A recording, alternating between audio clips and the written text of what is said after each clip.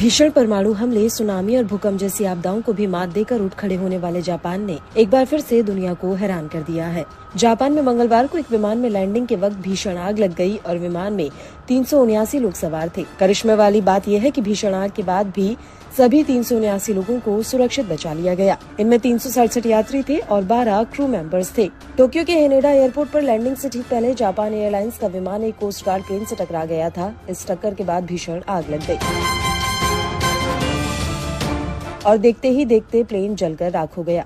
हालांकि हर कोई हैरान है कि इतने भीषण हादसे के बाद भी कैसे एक एक यात्री को बचा लिया गया। जापान के सरकारी चैनल NHK के मुताबिक घटना के तुरंत बाद बचाव दल अलर्ट हो गया था। प्लेन के जमीन पर आते ही तुरंत लोगों को उतारने पर फोकस किया गया। इसके अलावा यात्रियों ने भी साहस दिखाया और इमरजेंसी एग्जिट से एक के बाद एक उतर गए। कई लोगों ने तो खिड़कियों से ही छलांग लगा दी। कुछ लोगों के जख्मी होने की खबरें जरूर हैं, लेकिन किसी की जान नहीं गई।